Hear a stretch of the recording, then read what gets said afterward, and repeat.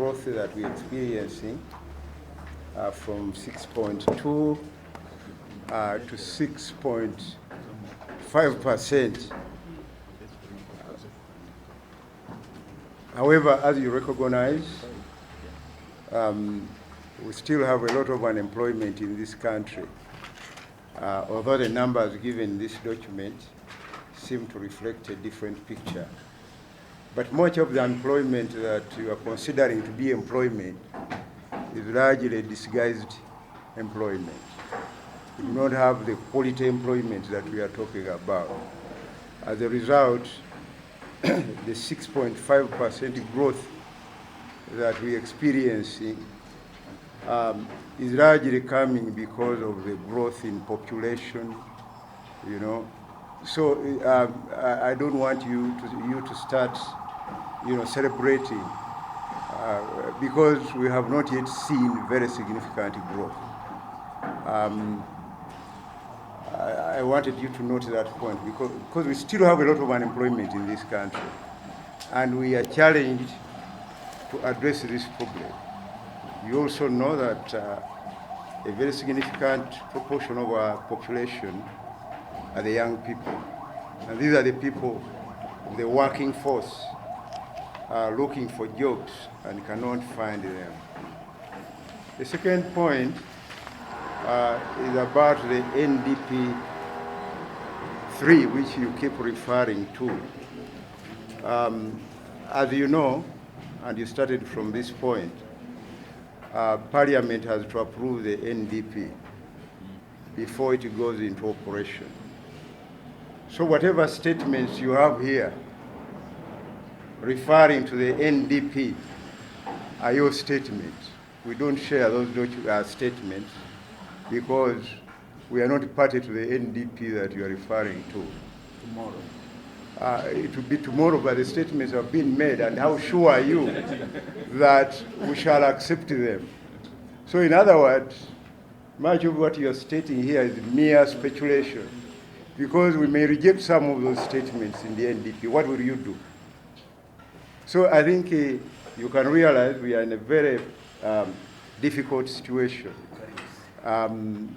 which I don't think we have found ourselves in this kind of situation before, but we are in a situation where we are speculating what the NDP is going to be. I don't know how you have read our minds, start assuming that we shall subscribe to the statements that are made in this BFP.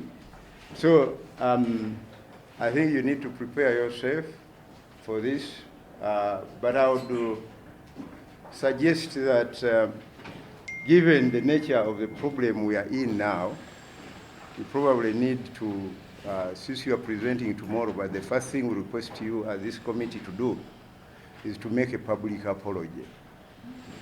Yeah, it's a very serious problem, and we don't want to pretend that it's a simple problem. My second observation comes from page Roman 14, where you are talking about in order to meet the critical shortfalls on the budget. In other words, you are not yet sure what the budget is going to be.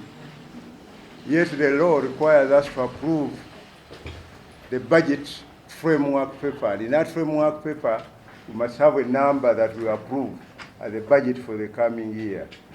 So from this statement alone, you are not sure. And you are saying that additional resources to bring up the funding gap under security, specialized funds, MIOGA, electoral roadmap, new cities, and salary enhancement for the professors is yet to be finalized. So in other words, we don't have numbers on those expenditure lines. Yes. We don't have numbers. And you're already telling us how your budget is reducing from 40 trillion to 39.6 trillion. Now, I think you can realize that there's a very big problem there. We don't have the numbers to approve, in other words. So this presentation of 39 trillion is simply a hoax. Yeah. Mr. Chairman. But you don't know the figures for your expenditure on the new cities, for the electoral roadmap. You are saying it yourself. But those are few. They are few, but what is the number? What are the figures? What are the figures for this? Now, so which figure are we going to adopt? 39. And then you are assuring us that when you come for estimates, you are not going to ask for more beyond the 39 trillion. The law allows. Okay, anyway, those unfunded priorities which you have identified yourselves are a problem. Then the other problem is about the trade balance. I think we are getting a shock here. In 2017-18, the trade balance, we're actually doing very well. We had that surplus of $932 million trading within the region, East African region. And the BFP, it is Roman 9. Now, that trade balance of 932 million reduced to 11.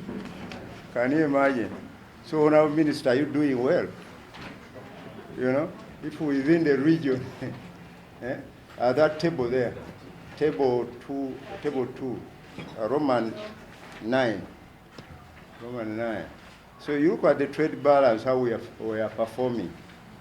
You know, we performed so well in 2017-18 and got 932 billion surplus. Now, in 18-19, we have 11 trillion. And it points to a number of issues. One of them is the dispute we have with some of our neighbors. In others, I think the non-tariff barriers. And we know that we have the EAC protocol, you know, which does not seem to be performing. Are we really serious with this protocol, Honourable Minister? We are allowing people to export here, but they are not allowing us to export into their countries, you know? So I think you need to come out very seriously because this is a very serious matter. Then the other observation is about the mismatch of the priorities. You have a very elaborate budget strategy, which I found very good. Unfortunately, and as usual, when you go in the sectoral priorities, there's a total mismatch between the two. We cannot trace some of your priorities in the budget strategy, which exist in the budget strategy, but are not identifiable in the sectors. And yet it is in the sectors that you are allocating resources to implement these strategies. So, I don't know if you're getting me. Yes, but e.g., if you can get me. Yeah, I can take you to agriculture. First, let me take you at the macro level. You say that one of your critical priorities is to raise production and productivity. Now, you go to your MTEF and see how you have allocated your resources. The MTEF was in your presentation, was slide what? Yeah, slide 23. 23. And yeah, let me use his own presentation. Now, to raise production, I'm sure you are referring largely to the productive sector. Look at tourism. It's taking a share of 0.6% of the resources. Look at industry. Where is industry? Industry, 0.6%. Science and technology, 0.5%. ICT, 0.5%. Agriculture, 3.2%. You know? And that is your top priority. Yes. But when it comes to resource allocation, there are no resources to these critical sectors. And Kenneth was telling us how he has matched his MTEF with the budget strategy. So automatically there is no mismatch there. And when you go further in the details, to read the details, I might take a lot of time, but you can do that yourself. Just pick agriculture. You will find a very simple intervention like procurement of 1 million hoes. 1 million hoes, you cannot distribute 1 million hoes in Wakiso alone. If, if that was your priority.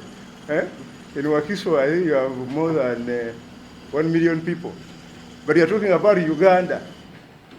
So there's a lot of unseriousness when it comes to the sectoral intervention. They do not reflect your budget strategy. I think I'll leave the rest to my colleagues, but the issue of discretionary resources, you are telling us not to be worried about the public debt, but when you look at the amount of available discretionary resources, before you even offset wages and other fixed expenses, we're almost running to a situation where discretionary resources may get well below 10 trillion shillings. And you can imagine distributing 10 trillion shillings among the different sectors of the economy. So the challenge is, I think, are worsening. Those are my short remarks. Can I start from Colonel Mwesige? Yeah, thank you, Chairman. Really, the presentation is good, the depth, but we are also concerned about the missing NDP. It's a very serious matter. However, one question. The first question I want to ask Mr. Minister. Are we, from your presentation, are we now in the middle income or not yet? You want to brief us where we are. Number two, the chairman talked about unemployment. In your presentation, slide 16, you showed us what you are trying to do. But my humble prayer is that the future belongs to the multi-skilled. I'd love to see government emphasizing skilling of all the youth. Should make all technical schools, if possible, free. Instead of, because today they are very costly. The fees, Mr. Chairman, is unaffordable by these young poor people. If you can make technical education, really if you are serious, because you've been talking about skilling Uganda, but the fees, the accessibility is very difficult. I would pray that you make this technical schools easily accessible, and if possible compulsory. These youth must go, because as I said, Mr. Chairman, the future belongs to the multi-skilled. Not even single skill. It should be a deliberate effort to make sure that these young people are multi-skilled. And if we are building industries, if we are to compete regionally or globally, these children, these young people must be equipped with skills. Even these myogas you are talking about, unless these guys are skilled to undertake those myogas, if you give them money when they are not skilled, then they will not utilize the money. Now on the slide 18, Mr. Chairman, you talked of security, but when the defense minister was presenting their sectoral budget, whenever Chivumbi is here, he can be my witness. Minister of Defense was showing that they are actually underfunded, especially on the welfare of the security forces. So would appeal to Minister of Finance to look with that one. Because this country, really the peace and stability of this country is anchored on the security forces of this country. Then finally, Mr. Chairman, you talked about agriculture. At this time in the world, surely we shouldn't be talking of supplying hose. We should be talking of supplying, Kenneth, I'm talking to you. We should be talking about mechanization, supplying of tractors and combine harvesters and slashers, balers, building silos at every sub-county. Really, this is how we can seriously be talking about increasing of agriculture, commercialization of agriculture. But if you are talking about hose at this material time, I don't think you are very serious. I rest my case, Mr. Chairman. And this is from a cadre, from a serious cadre. By Chair, I want to pick from the cadre. Chair, I also want to thank the minister for the presentation. Chair, I want to pick from where you live. My disappointment with the presentation is that it appears Ministry of Finance is also competing with artists in composing songs, composing slogans. Because I don't think ministry sits down or government sits down to think seriously about strategies that can transform the economy. I don't think. Because what we see here are simply actually actions, activities that are going to be carried out. They are not strategies. That's why this country is stagnating. The growth the minister is talking about here are just I would borrow your word, Mr. Chair, it's a hoax. These are not real growth. In 2014, the exchange rate was around 2,800 US dollars. Around 2005 and 2007. In 2014, today, with the expansion of the economy, the massive growth registered year after year, the exchange rate is 3,700. Chair, to show that the government is not having any serious strategy, I want to give just the minister one illustration. Chair, in 1980, Uganda, Vietnam exported 77,000 bags of coffee. 1980, 77,000 bags of coffee. Uganda was producing 2.1 million bags of coffee, 1980. Come 2018, Chair, Uganda is stagnated at 4.5 million bags of coffee. Vietnam is at 29 million bags of coffee. You see that leap? What's the secret? The secret is that these guys came up with the strategies to improve agricultural production. Before you are just talking about tractors, people think about strategic interventions, strategies. That's why before you are stagnating at 4.5 million bags of coffee, Vietnam has hit 29 million bags of, which are just aspiring to achieve it. You put in your songs of what you call what? Vision something. Of 2040, these are songs. You say, in 2040, want to produce 20 million bags. Your friends overtook you a long time ago. They were even far behind you.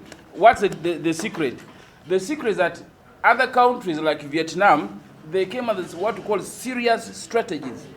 They, for instance, identified research. They say, okay, let's invest heavily in research. But that's now agriculture.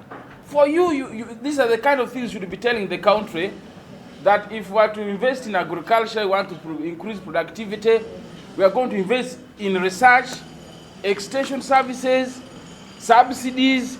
These free handouts cannot take us anywhere. We are talking about those are free handouts. Serious countries no longer give free handouts, Honourable Minister. So, Chair, I am disappointed that with the what these people call strategy, they are not strategies. Those are just activities. You cannot call an activity a strategy. You cannot call digging a strategy. No. If somebody goes to his garden to dig, you can't call that a strategy. So, Chair, government, Minister of Finance should become a little bit more serious. Come us with the strategies that can uplift this country. Things are not okay. We are deceiving ourselves. That on the side, Chair, I also have issues with the way they are making their projection of resources here, Chair. But my concern here is that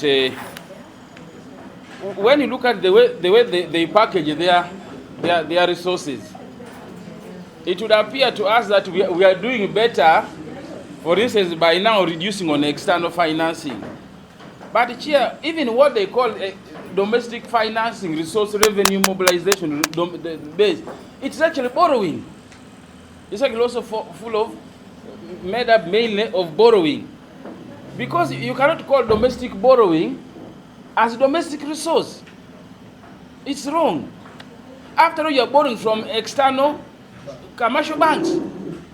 If you borrow from a Standard Chartered Bank, if you borrow from a Stanbic Bank, that is still external resources.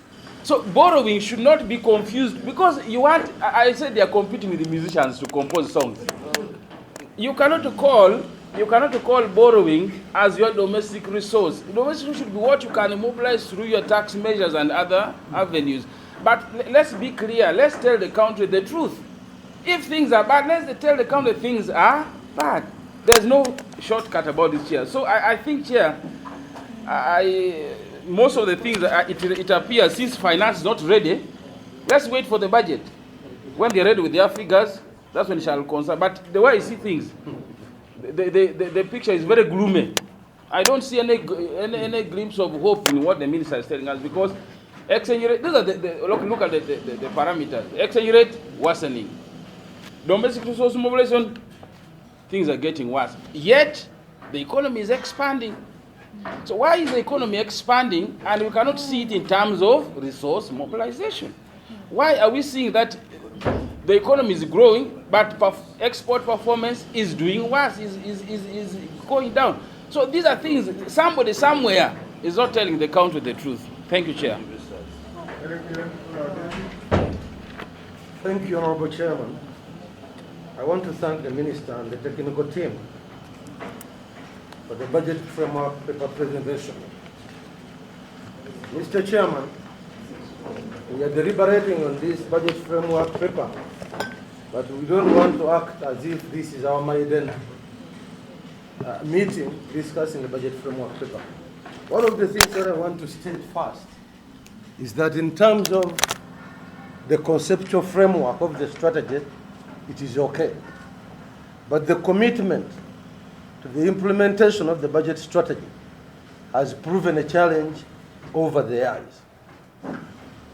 Related to what you've said, what is being looked at as the interventions and of course clusters that are prioritized are not given any serious importance. For instance, we know our country that the biggest proportion of the population is dependent on agriculture, and it employs over 70% of the population. But where do they feed in this strategy for them to appreciate the job on which they rely as being a job that is going to grow? We are not seeing any reflection of that. Like you've talked about 1,000 hours, 1 million hours, and that is the kind of investment that we are looking at. In this strategy, they highlight STI. No economy in the world has grown without being serious on science, technology, and innovation. Now here we are looking at STI, but the strategy does not show the point of entry of STI in the interventions of the various ministries. With this 0.5% investment. And from a planning perspective, Honorable Minister, NDP2 as STI as being an integral part in the effort of every ministry. But the resources that are being appropriated are clustered everywhere in very small bits. You go to agriculture, there is an element of STI, and money has been thrown there. And there is duplication all around the sector. Everybody is involved in research. Probably people are researching on the same things, and there is no focal point at which these research findings are helping this economy. And it is continuing in NDP3 if these are the budgetary commitments that we have. Now, when we look at rural infrastructure development, it is still ridiculous Most of the people are involved in agriculture. The roads leading to their areas are not open. When appropriation comes, you allocate 11 million to a sub-county, having 300 kilometers of roads to deal with. And the rest of the roads are not captured. They are community roads. I don't know which community, which resources they are going to use. And then you direct resources where they are not utilized. Like you've been pushing a lot of money to UNRWA. Every year, they are balances. When other people are struggling with roads, like now. Like now as we speak, most of the roads have been affected. But because there are no budgetary commitments by the rains, there are no interventions. Are we aligning this budget to the realities of this country? We are dealing with youth unemployment everywhere. But what are the practical realities? We are talking about Remyoga. Are those addressing that problem really? Is it a focused approach to the realistic problems of unemployment? We gathered graduates here with innovations one time. Very many of them, about 200. And they had innovations. But you end up appropriating 10 million to a full sector, to a full ministry, to deal with innovations that are going to generate employment. Is it a reality or a myth? I think we need to look at these things and be real to ourselves. This is not an academic paper, or a paper where we make brilliant speeches to impress the gathering, but it should reflect really what we need to do to change things. To change things. What we put in the budget at times as a strategy is not even implemented. You get to sectors waiting for monies to implement these, and it has been diverted somewhere where it is not even productive. I think, Mr. Chairman, we need to seriously look at the sectors that are going to operate as an engine of growth for the rest of the economy. But at the moment, it's not happening. Okay, thank you very much. Chairperson, let me start with where Comrade Otheno really also started with. Foremost, this is the 4th year of a huge commitment by government of Chisanja Hakuna Mchezo. The underlined commitment of this government was that at the end of this year, we shall have attained middle income status. I would have expected in the preamble by the minister and the economic brain to oversee this, to have told us the milestone, now that we are in a 4th budget of a 5-year term, where a country was promised middle income status. Just on the primary, he laments about unemployment. So, are you talking about a government, and let me take on government pure, that literally has failed? No. Because you made a promise to the people of Uganda. Boldly, a proud president addressed the country and made a commitment. Our commitment this year, this term, is middle income status. You are here. These are the top brain. Tell us, on that journey of middle income status in this year, how far you have moved. In the real figures, I want to see it in my home. Don't tell me the road. I want to see it in the number of youth that have jobs. I want to see it in real production. On a lighter note, let me also state, you cannot even now observe the basic law that we have really framed for budgeting. This budget is not in line with the Charter of Fiscal Responsibility. And the law is very, very clear. Chairperson, I don't know what you are going to do for us to commit a budget that is offending our basic law. It's not aligned to the Charter of Fiscal Responsibility. And those are basic commitments. In addition, this budget framework paper also tells half a story. And they've been doing it consistently. They come here and tell you, we are going to have a budget envelope of 49 trillion. I've read through the whole of this. I've not seen them articulating the tax measures that this budget is going to impose on the people of Uganda. How are you going to raise? Tell us, you at this time, warn the people of Uganda that these are the taxes we intended to impose in the coming year's budget. I know they will come in the budget framework paper. So, but why consistently when they come here, they tell you this is what you shall spend. Also tell us how you are going to raise the money. Which new taxes? Because I have heard your stories, and my story is premised on the fact that this year, you have already presented to us a budget shortfall of 2.4 trillion. And you've come to borrow, you have already presented here to borrow 2.4 trillion. Now, at the same time, you are presenting a budget that is going up revenue collection to 21 trillion. This year you have failed to raise the money. Then next year you are telling us you will raise more. And you are drawing a budget based on a story that you will do better than what you've done this financial year. So I would like anyone here to tell us how, having failed, because you have a budget revenue challenge this year, you have already come to borrow. So why do you draw a budget? Because it's a normal family planning. If this Christmas I was able to spend 100,000, I cannot plan for next year to spend 1 million unless I articulate the measure. This is how I will raise the extra trillion.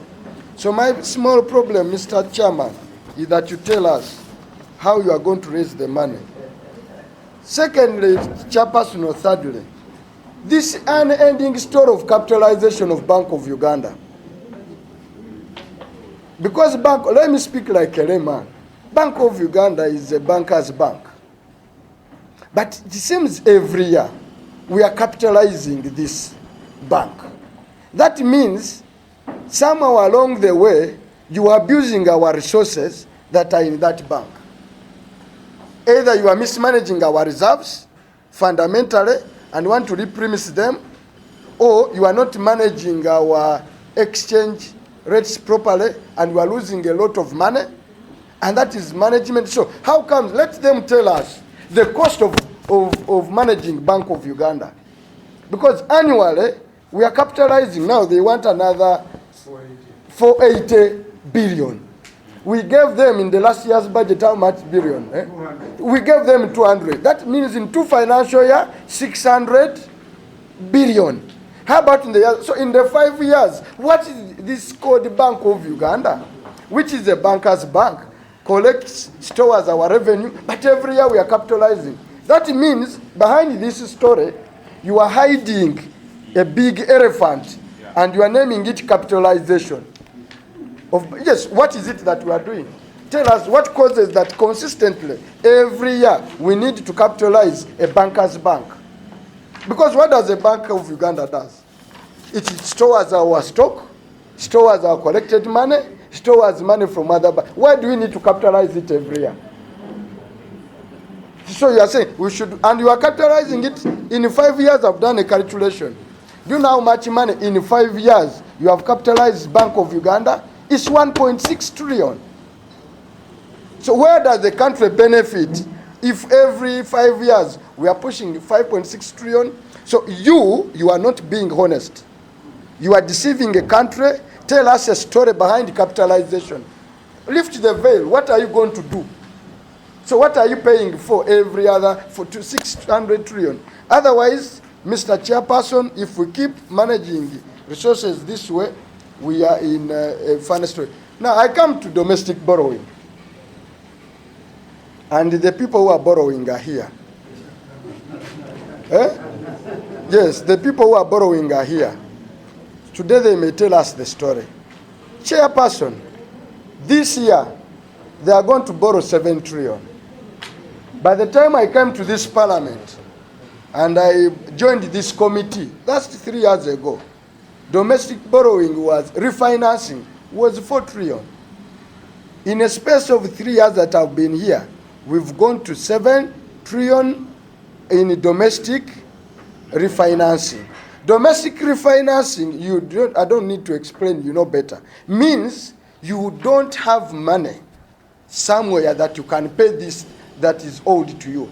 But literally, you are continuing borrowing. What is the effect?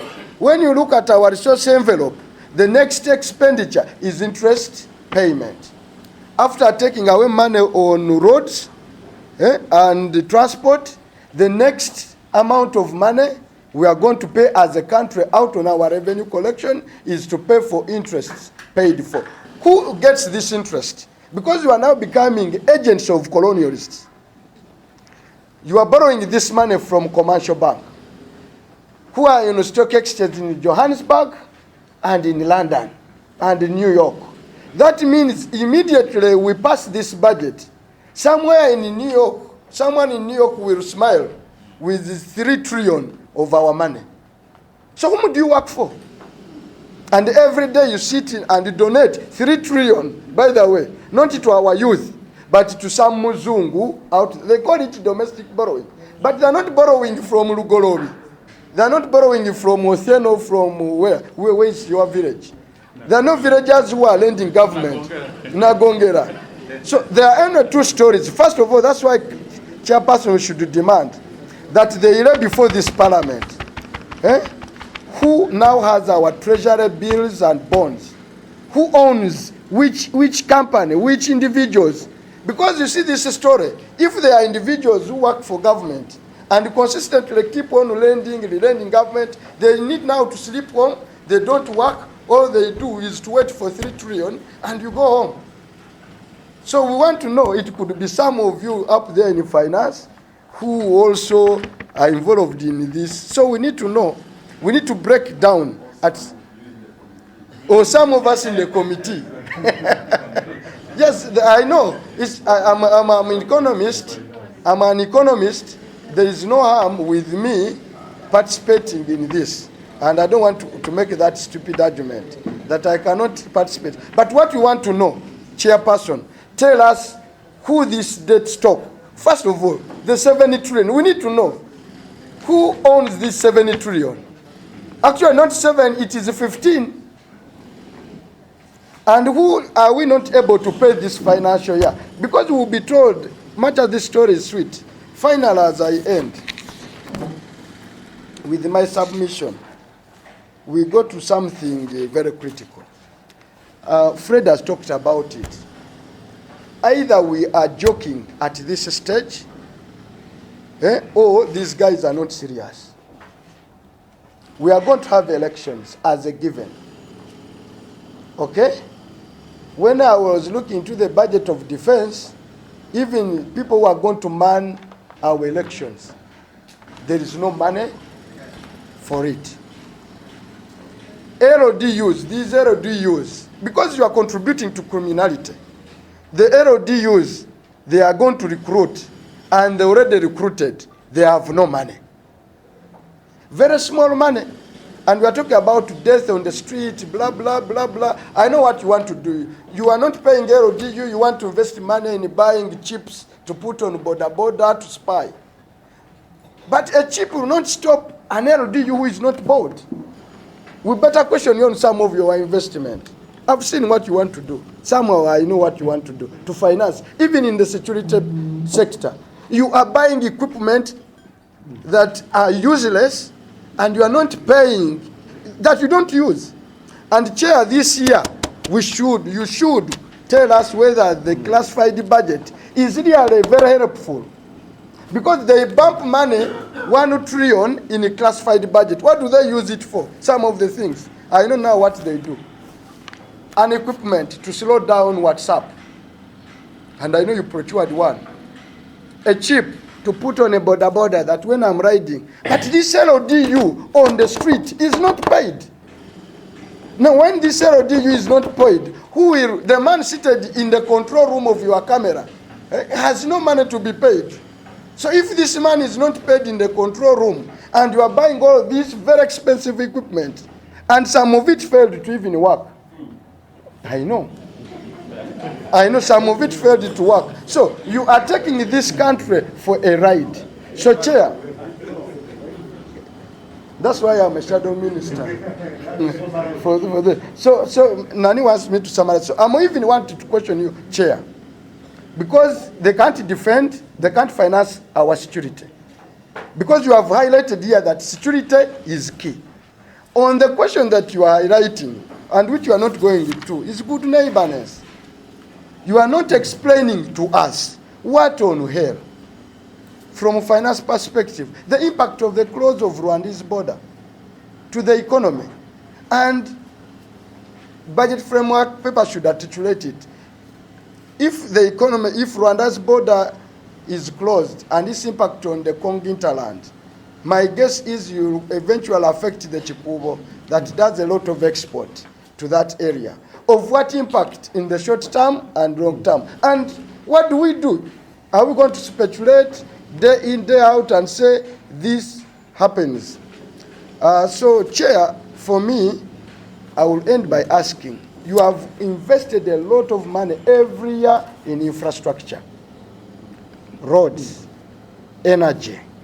Tell us the dividend the country so far is now registering. It's not in the first year. We are now in the mid-term investment over the years. Tell us, now having invested this huge money, these are the dividends the country is getting as a result of huge investment in infrastructure.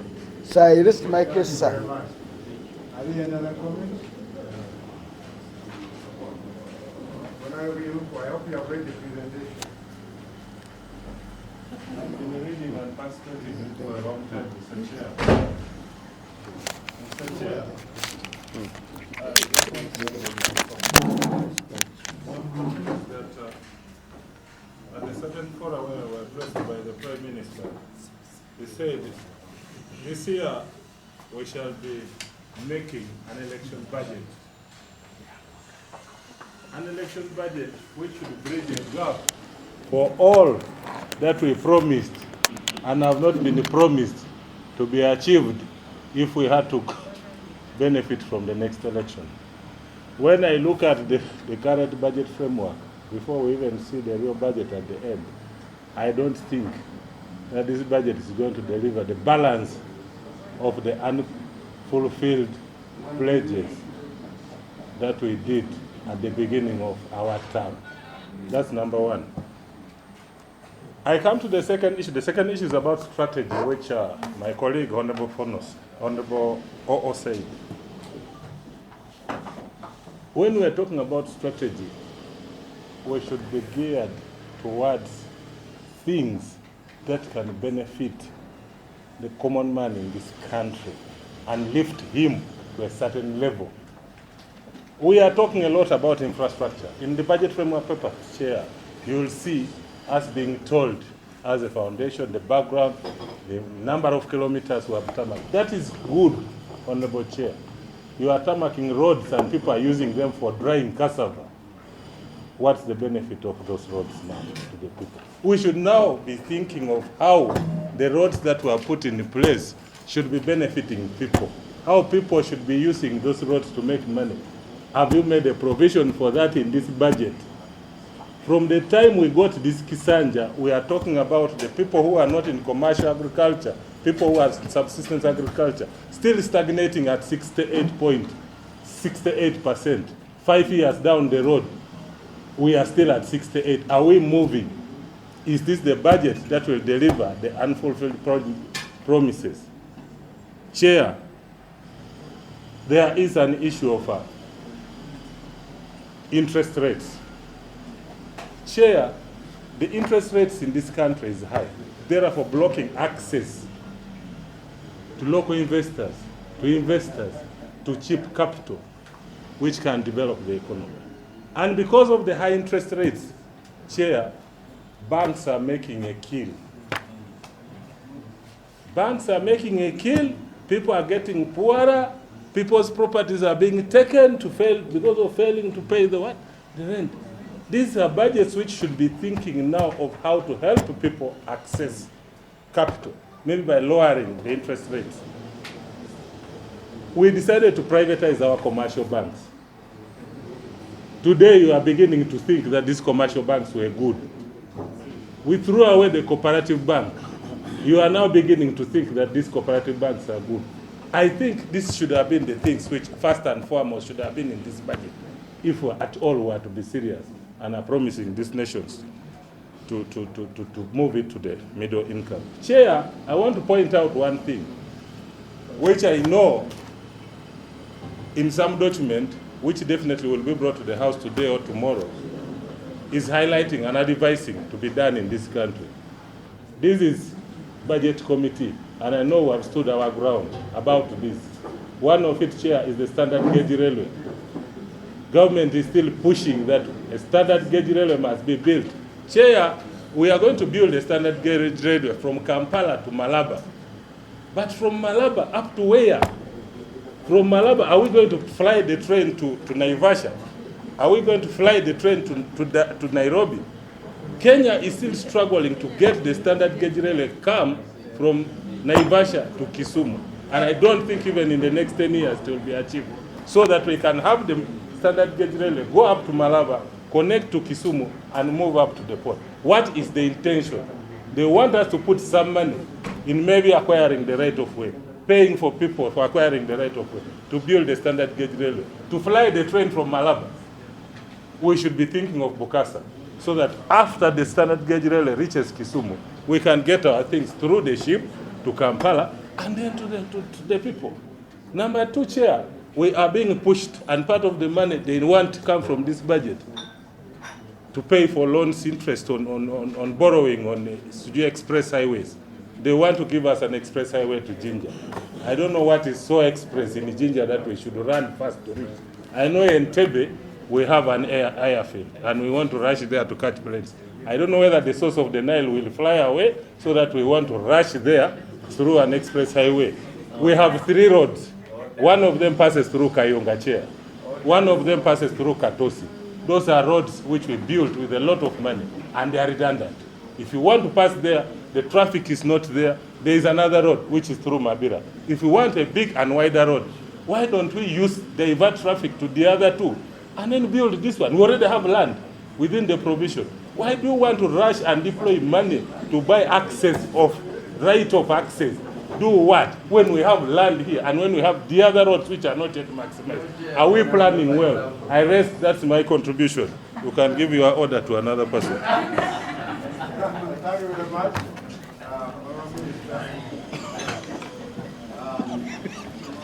I think you have listened to the parade of questions that have been put to you. Mine is just a quick to respond to those challenges. But one thing you say, one explanation you gave for delaying the NDP was because you are waiting for the review of NDP 1 and NDP 2 midterm review. I think that is very unfortunate. That is very unfortunate. That is very unfortunate. That is very unfortunate.